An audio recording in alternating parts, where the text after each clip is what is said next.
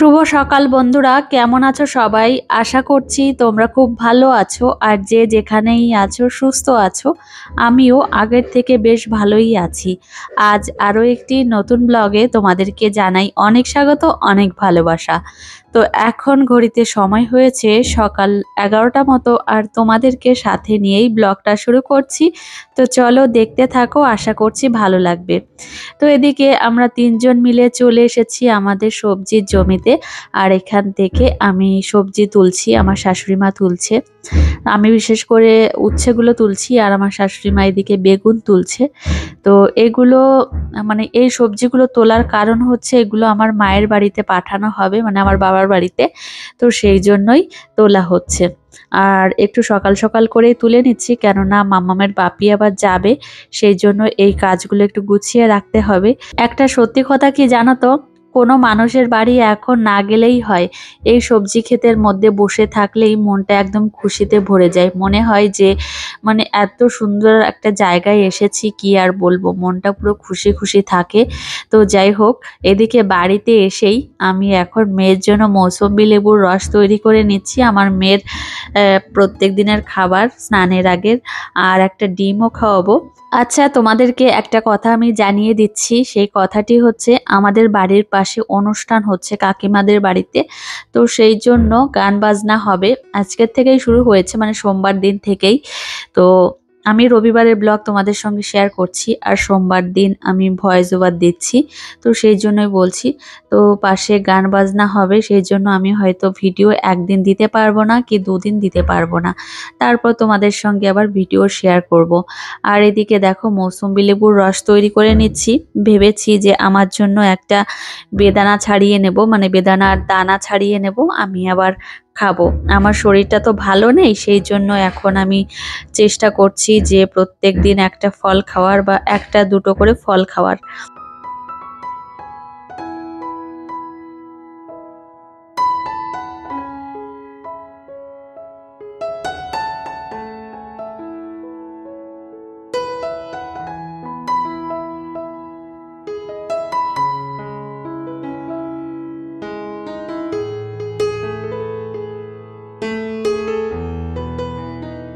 এমনিতেই আমি ভিডিওর ভয়েস দিচ্ছি আর পাশে আওয়াজ হচ্ছে, সেই জন্য ভাবলাম যে একটু কষ্ট করে তাড়াতাড়ি করে আমি ভয়েসটা দিয়ে দিই, না হলে একটু বাদেই আবার গান বাজনা শুরু হয়ে যাবে। তো এমনিতেই আওয়াজ হচ্ছে, তো অনেক আমি তাড়াতাড়ি একটু সময় বের করে ভাবলাম ভয়েসটা দিয়ে দিই, যেহেতু ভিডিও এডিটিংটা করা হয়ে গেছে সেই জন্যই। আমার শরীর তো এখন ভালো নেই, সেই জন্য ব্লগগুলো আমি তেমনভাবে করতে পারছি না, যেভাবে পারছি সেইভাবেই তোমাদের সঙ্গে শেয়ার করছি। আর প্রত্যেকদিন শেয়ার করার কারণ হচ্ছে আগে তো প্রত্যেকদিন দিতেও পারতাম না, আর এখন প্রত্যেকদিন তোমাদের সঙ্গে 10 মিনিট, 11 মিনিট, 12 মিনিট করে শেয়ার করছি। তার একটা কারণ হচ্ছে এখন তো 3 বেলায় রান্না করতে হচ্ছে না, এখন 3 বেলায় আমার শাশুড়িমাই রান্না করছে, সেই জন্য হাতে একটু সময় পাচ্ছি। তো যেটুকু আমি ভিডিও করছি সেটুকুই তোমাদের সঙ্গে শেয়ার করছি। এই হচ্ছে ব্যাপার, না হলে তো যদি রান্না বান্না করতে হতো তাহলে তো আমি ভিডিও শেয়ার করতেই পারতাম না। আর জানো তো, রান্নার লোকও পাচ্ছি না, যে একটা রান্নার লোক ঠিক করব যে দুবেলায় রান্না করে দিয়ে যাবে, কিন্তু পাচ্ছি না। এদিকে না খুব সমস্যা, জানো তো, কাজের লোকের মানে খুব অভাব, পাওয়া যায় না ঠিকঠাক করে। আদিশ্রীকে স্নান করিয়ে দিয়েছি, তারপর ওকে ঘরে নিয়ে এসে এখন আমি কিছু কাজ করব, আর আমার মেয়ে এদিকে দেখো খেলা করছে। আমার কাজ বলতে আমি এখন ঘরটা গোছাবো, সেই জন্য ভাবলাম কি যে মেয়ে তাহলে এদিকে খেলা করুক, আর এদিকে তাহলে আমার কাজগুলো করে নিই। তো দেখো তোমাদের সঙ্গে আমি এদিকে কথা বলছি, মানে ভয়েস দিচ্ছি, আর পাশে আওয়াজ হচ্ছে, তোমরা একটু মানিয়ে নিও প্লিজ। কেননা এই যে বাড়ির পাশে অনুষ্ঠান, বারবারই তোমাদের একটা কথাই বলছি। আর এখন যদি আমি ভয়েসটা না দিই তাহলে একটু বাদে আর দিতেই পারবো না, এখন যতটাই দিতে পারছি একটু বাদে কিছুই পারবো না, সেই জন্য এখনই ঝটপট করে দিয়ে দিচ্ছি। আর এদিকে দেখো আমার মাম্মাম সোনা দুপুরের খাবার, আজকে আমাদের বাড়িতে ডিম রান্না হয়েছে। তো আদিশ্রীকে আজকে জানো তো স্নানের আগে ডিম খাওয়াতে পারিনি, কেননা দুপুরবেলায় ডিমের ঝোল রান্না হয়েছে, সেই জন্যই আদিশ্রীর খাবার রেডি করে নিয়েছি। তো তারপর আমি ওকে খাইয়ে দিয়েছি, তারপর এদিকে চলে এসেছি এখন রুমে, আর এখন রুমটা গুছিয়ে নেব। তো এদিকে দেখো এখন আমি এই কম্বলটা ভাঁজ করে নিচ্ছি। আসলে কি বলতো, ঘর এলোমেলো থাকলে একদমই ভালো লাগে না, সেই জন্য আমি এখন গুছিয়ে নিচ্ছি। আর শীতকাল মানেই ঘরের মধ্যে এত এত জামা কাপড়, কি আর বলবো। আর ঘরে যদি ছোট্ট একটা বাচ্চা থাকে তাহলে তো কোনো কথাই নেই, জামা কাপড়ের পাহাড় হয়ে যায়। আর গরমের দিনে যে সমস্ত জামা কাপড় বাইরে রাখা হয় তার 10 গুণ জামা কাপড় এই শীতের সময় বের করতে হয়। তাহলে বোঝো, যদি একটু গুছিয়ে না রাখি তাহলে কি ভালো লাগে? সেই জন্য গুছিয়ে রাখছি। আর এদিকে আমার মেয়ে একটু পড়াশোনা করেছিল, তো সেই খাতাটা আমি সরিয়ে রাখলাম।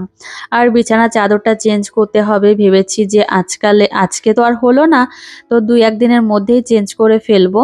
তো এই বিছানার চাদরটা বেশ কয়েকদিন হয়েছে আমি বিছিয়েছি, সেই জন্য ভাবলাম কি যে এটা চেঞ্জ করে ফেলবো। আর কি বলতো, সাদা কালার যদিও, কিন্তু এর মধ্যে একটু এই যে কালারিং ফুল পাতা আছে, সেই জন্য অতটা নোংরা হলেও বোঝা যায় না। আর এখন এই যে কম্বলটা জায়গা মতো জায়গায় এখানে রেখে দিচ্ছি, এখানে রাখলেই দেখতে ভালো লাগে, সেজন্য এখানেই রেখে দিচ্ছি। আর এখন এই যে আমাদের দরজার সামনে যে পর্দাটা রয়েছে এই পর্দাটা টানিয়ে দিলাম। আর এই পর্দাটা জানো তো অনেকটা লম্বা, কাটতে হবে কিন্তু সেই সময়টাই হয় না। এত কাজের সময় হয় কিন্তু এই কাজটাই হয় না, যে ওই আমি ব্লাউজ বানাতে দিই যে দিদিভাইয়ের কাছে, সেই দিদিভাইয়ের কাছে নিয়ে গেলেই কিন্তু আমাকে কেটে দিতে পারে, সেলাই করে দিতে পারে, কিন্তু আমি যাই না। আর ইচ্ছা আছে যে ঘরের যে পর্দা বা এই যে জানালার পর্দা রয়েছে একটু চেঞ্জ করার।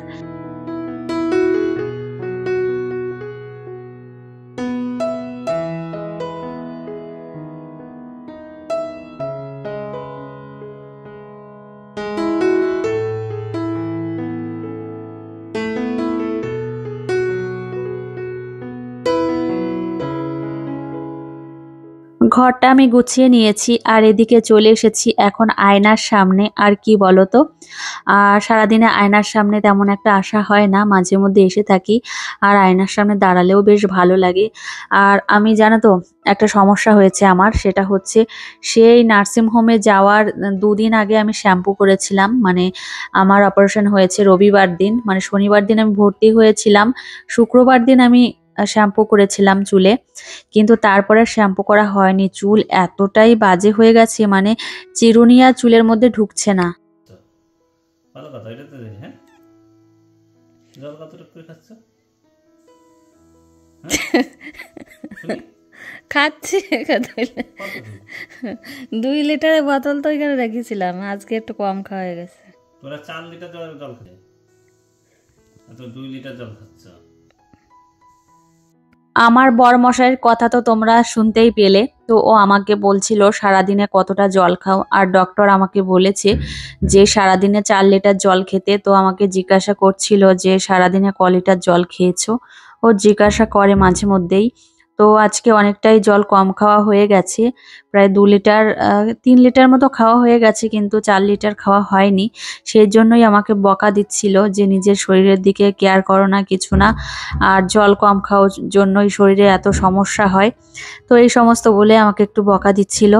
যাই হোক, আমার কেয়ার করে সেটা ভেবেই আমার অনেক ভালো লাগে যে না, আমার হাজবেন্ড আমার কেয়ার করে, তো সেই জন্য ভালো লাগছিল। যাই হোক, বকা দিচ্ছিল আর যাই করছিল ভালো লাগছিল।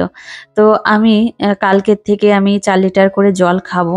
আর জল এমনিতেই মেয়েরা খুব কম খায়, তো এই জন্যই মেয়েদের সমস্যাটা বেশি হয়, সব দিকেই সমস্যা বেশি হয়। আর রাস্তাঘাটে বেরোলে তো মেয়েদের একটাই সমস্যা, জল খেতে চায় না, টয়লেটের সমস্যা হয়। তো সেই জন্যই ইউরিন ইনফেকশন হয়ে যায়, অনেক সমস্যা হয়, কিডনিতে সমস্যা হয়। যাই হোক, আজ হলো রবিবার আর সামনে শুক্রবার দিন আমার সেলাইটা কাটবে। তো সেলাইটা কাটা হয়ে গেলেই বাঁচি। তো মেয়ে মাঝে মধ্যে আমার কোলের দিকে আসে, সত্যি বলতে কেমন একটা ভয় ভয় লাগে। আর আমার মেয়ে সারাদিনে যে কতবার কোলে উঠতে চায়, তো আমি কোলে নিতেই পারি না, অনেকবার কোলে উঠতে চায়। আর আমার মেয়ে তো, মানে কি বলবো, আমার শরীর যখন ভালো ছিল আমার কোলে যে কত উঠতো আমার মেয়ে, আর এখন আমার মেয়েকে কোলে নিতে পারি না, জন্য আমারও মনটা খুব খারাপ লাগে। বিশেষ করে যখন ঘুম থেকে ওঠে, যখন খাট থেকে নামতে যায় তখন আমার কোলেই, মানে কোলে করেই ওকে নামাই। তো এখন তো সেটা পারছি না, সেজন্য মনটা খুব খারাপ লাগে। তারপর স্নান করার পরে কোলে করে নিয়ে ঘরে আসি, সেটাও পারছি না। তো এই হচ্ছে ব্যাপার, এর জন্য মনটা একটু খারাপ লাগে। আর মেয়েকে এখন বুঝিয়ে দিয়েছি, মা আমার পেটে ব্যথা, আমার পেটে দেখো সেলাই, ওকে দেখিয়েছি। তো সেই জন্য ও বোঝে যে মায়ের অসুবিধা, মায়ের কষ্ট, ব্যথা। সেই জন্য আমার মেয়ে এখন কোলে উঠতে চাইলেও মাঝে মধ্যে ও বুঝে যায় যে না, মায়ের কষ্ট হবে, সেই জন্য ও কোলে ওঠে না। তো যাই হোক, এই যে দেখো মেয়ের রুমটাও গুছিয়ে নিচ্ছি। দেখো, সংসারে যত কাজই থাকুক না কেন, ঘর দুয়ার তো গোছাতেই হবে। আমরা যেমন 3 বেলায় খাওয়া দাওয়া করি, তেমনি ঘর দুয়ারও 3 বেলায় পরিষ্কার পরিচ্ছন্ন করে রাখতে হয়। এটা হচ্ছে দৈনন্দিন জীবনের কাজকর্ম। এটা প্রত্যেক দিনই করতে হবে, বছরের পর বছর যতদিন বেঁচে থাকবো এইভাবেই করতে হবে। আর এদিকে আলমারিটা একটু মুছে নিচ্ছি। সত্যি বলতে এই মোছামুছির কাজগুলো যে কতদিন করি না, তার কোনো ঠিক নেই। তো আমি ভেবেছি সুস্থ হয়ে ওঠার পরেই এই মোছামুছির কাজগুলো একটু করব। তো যাই হোক, ঘরও মোছা হয় না, অনেক দিন হয়েছে ঘর মোছা হয় না। তো আমাদের বাড়িতে যে মাসি কাজ করছেন, সেই মাসি শুধু নিচেই কাজ করে, উপরে আসে না, সেই জন্যই সমস্যা। আর ওপরে আমি কোনো কাজের লোক নেবও না, ওপরের দিকটা আমি পরিষ্কার পরিচ্ছন্ন করে রাখবো। কেননা এত সুন্দর ঘর বাড়ি অন্য কারোর হাতে গেলে না সেইভাবে পরিষ্কার পরিচ্ছন্ন করে রাখবেই না, উপরন্ত আরও বেশি নোংরা হবে। আর এমনিতে যারা কাজকর্ম করে অতটা ভালো করে পরিষ্কার করেও না, আমি এটা জানি, নিজের অভিজ্ঞতা থেকেই বলছি। তো যাই হোক, আবার সবাই সমানও না, অনেকে আছে খুব ভালো পরিষ্কার পরিচ্ছন্ন করে রাখে। যাই হোক, ঘরের কাজ হয়ে গেছে আর এখন রুম স্প্রে দিয়ে দিলাম। তো তারপর এখন ঘরটা ঝাড়ু দিয়ে নিচ্ছি। তো এখন সমস্ত ঘরই ঝাড়ু দিয়ে নেব, তো তারপর আমার কাজ সমাপ্ত হবে। আর সত্যি বলতে এই ঘর ঝাড়ু দিতে যে কত সময় লাগে, পুরো আধ ঘন্টার বেশি সময় চলে যায়। তো আর ঝাড়ুটাও একটু ছোট হয়ে গেছে, সেই জন্য সময়টা একটু বেশিই লাগে। তো যাই হোক, এই কাজগুলো করা হয়ে গেলেই একটু নিশ্চিন্ত মনে বসে থাকতে পারবো। আর আমার মেয়ে তো এখন কি করছে কে জানে, ও আমার কাছে এখন নেই। তো এদিকে দেখো, মেয়ের ঘরটাও খুব সুন্দরভাবে গুছিয়ে নিয়েছি। আর মেয়ের রাতের খাবারটা তোমাদের সঙ্গে একটু শেয়ার করে দিই। আজকে রাত্রিবেলায় আমার মেয়ের জন্য দুধ ভাত রেডি করেছি, তো ওকে খাইয়ে দেবো। তো চলো বন্ধুরা, আজকের ব্লগটি আর বেশি বড় নয়, এখানেই শেষ করব। তোমাদের কেমন লেগেছে অবশ্যই জানিও।